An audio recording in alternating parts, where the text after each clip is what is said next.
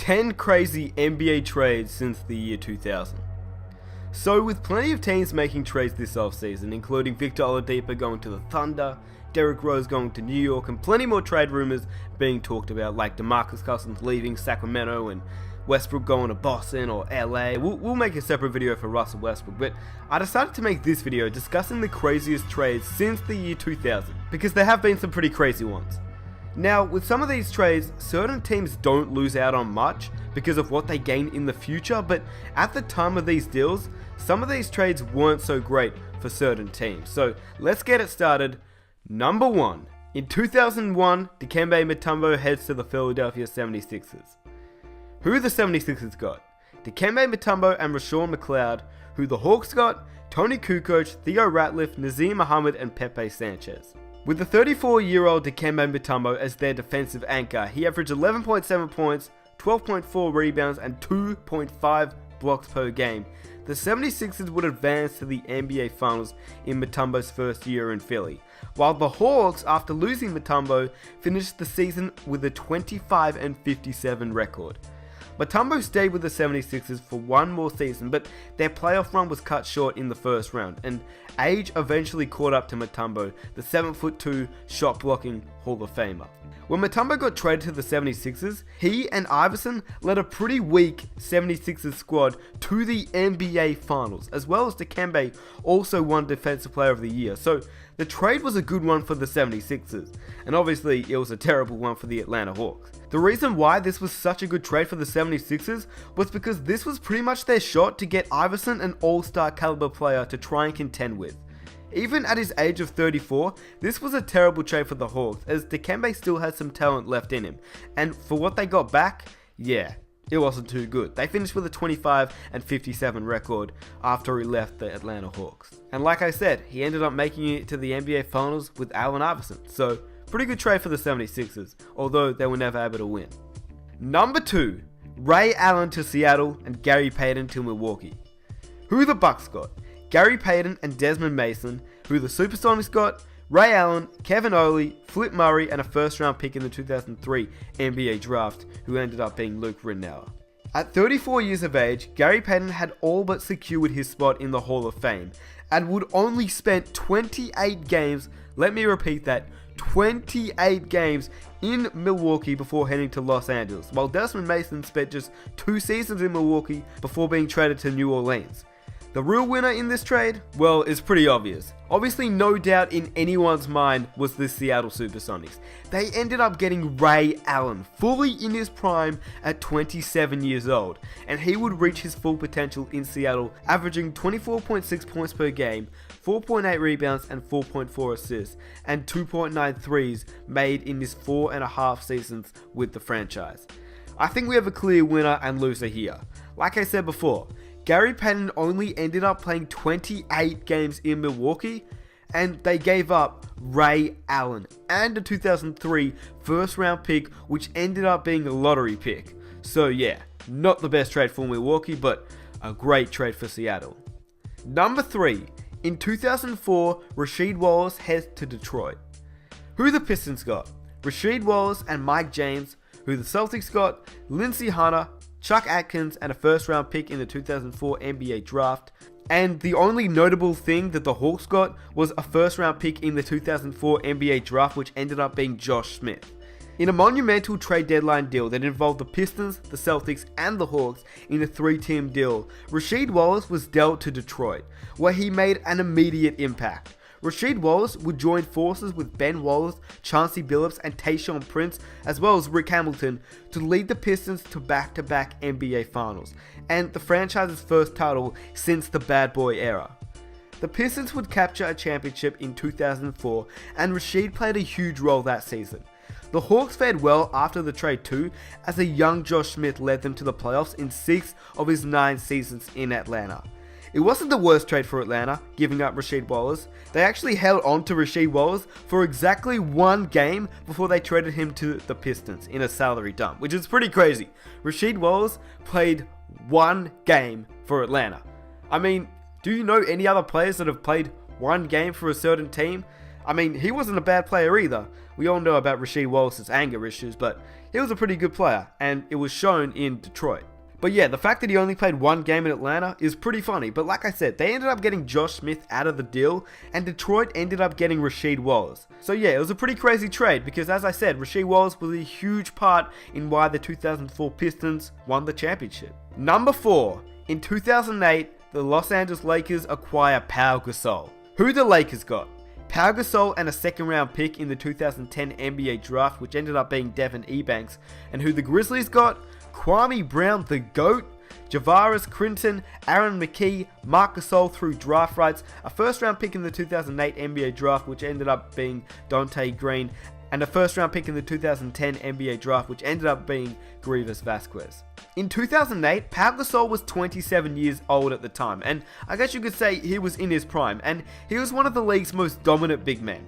This was the missing piece that the Lakers needed to make sure that Kobe had an all-star player to compete with to win some championships. And Pau Gasol was the perfect fit. He was a smart player that could pass and stretch the floor as a big man. He didn't lose a step alongside Kobe in LA, and the Lakers won back-to-back NBA titles during his first 2 seasons. It wasn't all that bad for Memphis though, as the younger of the Gasols had since followed in his big brother's footsteps on a path to the upper echelon of NBA bigs. This is one of those deals which at the time was bad for Memphis and amazing for LA, but over time Memphis hasn't done so bad. And obviously LA won this trade as they captured 2 rings with Kobe and Pau. Number 5, Baron Davis and a first round pick to the Cleveland Cavaliers. Now, this trade is super crazy, and let's get into why. Who the Cavaliers got? Baron Davis and a first round pick in the 2011 NBA draft, which ended up being Kyrie Irving. Who the Clippers got? Mo Williams and Jamario Moon. So yeah, not so great for the Clippers. At the time, this trade wasn't much more of a ploy for the Clippers to get rid of Baron Davis' hefty contract off their hands, but it turned out to shape the future for Cleveland. The Cavs struck gold with the number 1 overall pick, selecting Kyrie Irving as their franchise point guard, while also managing to grab Tristan Thompson with their own pick at the number 4 selection. No Baron Davis trade, no Kyrie Irving. And you can't help but wonder if Cleveland would still be a LeBron-less, Kevin Love-less, lottery-bound team if only the Clippers didn't give up this pick and this trade never happened. You know, Anthony Davis would probably be on that roster instead of Kyrie Irving. It's a pretty crazy what-if scenario in my opinion. Number 6, in 2011, Carmelo Anthony heads to New York. Who the Knicks got? Carmelo Anthony, Chauncey Billups, Ronaldo Bogman, Anthony Carter, Sheldon Williams, and Corey Brewer. Who the Nuggets got? Raymond Felton, Danilo Gallinari, Wilson Chandler, Timothy Mozgov, Kosta Koufos, a second round pick in 2012, a second round pick in 2013, a first round pick in 2014, and an option to swap first round picks in the 2016 NBA draft with the Knicks. Who the Timberwolves got? Eddie Curry, Anthony Randolph, and a second round pick in the 2015 NBA draft. This is one of the biggest blockbuster trades in league history. Over a dozen players were dealt, and we're still waiting to crown a clear winner as a result. Since the trade went down, none of the teams have advanced past the second round of the playoffs, and only 3 players, Carmelo Anthony, Danilo Gallinari, and Wilson Chandler, still remain on their same teams. Looking back now, I think the clear winner was Carmelo Anthony going to New York, but that was totally expected when the trade went down. In saying that, the reason why it's on the list is because it was just one of the biggest blockbuster trades since the year 2000. So yeah, Carmelo Anthony going to New York was a pretty big one in 2011. Pretty crazy trade in my opinion. Number 7, the Brooklyn Nets lose out on Damian Lillard in 2012. Who the Brooklyn Nets received? Gerald Wallace.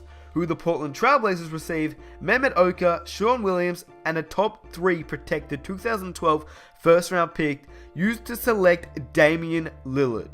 This isn't the last time you're going to see former Brooklyn Nets general manager Billy King make an appearance on this list, as his blatant disregard for future first round picks is largely why the Brooklyn Nets' future looks so bad and hopeless at the moment. This trade isn't crazy. What's crazy is what the trade meant for Brooklyn and what it meant for Portland. Oh yeah, that's right. On the franchise point guard Damian Lillard, 4 years after the trade, Lillard has emerged as an all-NBA worthy point guard, far better than Deron Williams was during his time with the Brooklyn Nets. Both Williams and Wallace opted out, signing 5-year $98 million and 4-year $40 million deals respectively, yet both would find themselves on the way out within 3 years. The Nets flipped Gerald Wallace in a catastrophic deal we'll discuss later, and they bought out Deron Williams this past summer. Pretty crazy that the Nets could have ended up with Damian Lillard if not making the trade to get Gerald Wallace. Number 8. James Harden to the Houston Rockets in 2012. This trade ultimately meant that OKC would break up a potential dynasty. The Oklahoma City Thunder received Jeremy Lamb, Kevin Martin, and a 2013 first-round pick used to select Steven Adams, whilst the Houston Rockets received James Harden as well as a few other players. Many would consider this trade to be the league's craziest trade on the list, and that's an extremely reasonable stance to take. After all, since coming to Houston, James Harden has evolved into a superstar. Looking back today, do you think the Thunder would have traded James Harden had they known the type of player he'd become over the coming years? No. That's the clear answer. No. That said, it wasn't a franchise-crippling mistake for Oklahoma City. It broke up a potential dynasty, sure, but the Thunder have remained perennial championship contenders in the 4 seasons since moving on from Harden, though they basically received 40 cents on a dollar for him. Jeremy Lamb and Kevin Martin have both since moved on, while Steven Adams has become a productive rotation member. At the time of the deal, Harden also wasn't an established franchise cornerstone when they flipped him. When Harden was on the Thunder and extension negotiations broke down, general manager Sam Presti decided to break up a team fresh off an appearance in the NBA Finals, a move that left many observers wondering why. After all, the Thunder could have decided to move him at the trade deadline if their season derailed, or agreed to match any offer he received in a restricted free agency to retain him as the trade chip down the line. Players of his caliber so rarely get traded, in large part because suitors can't cobble together enough assets to justify such a move.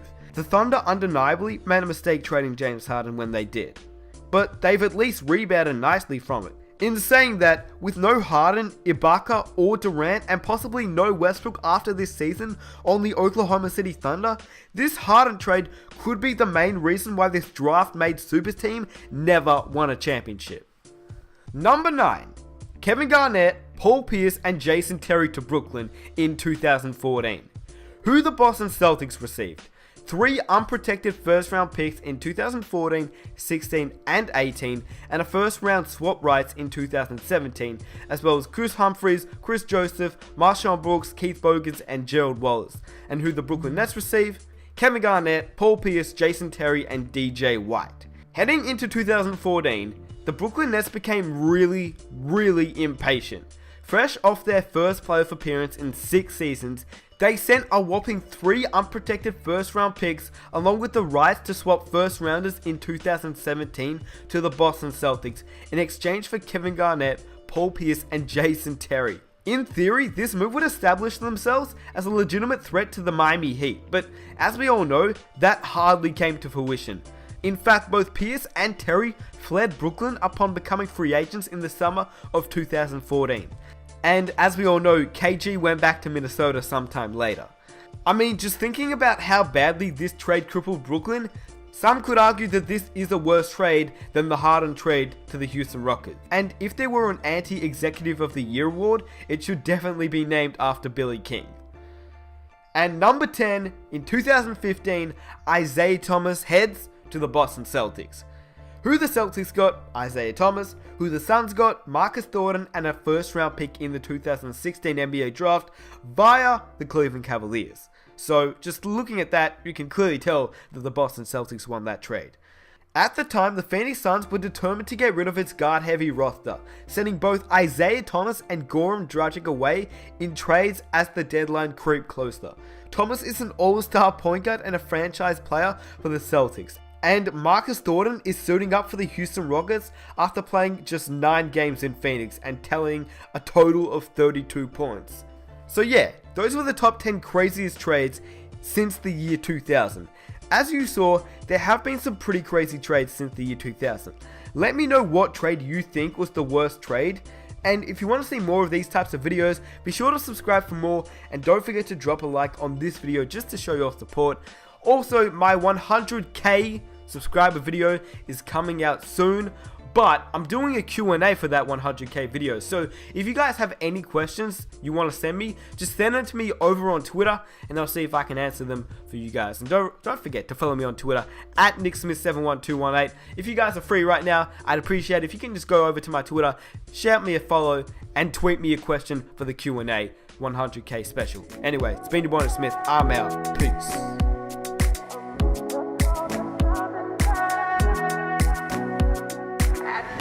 Shot.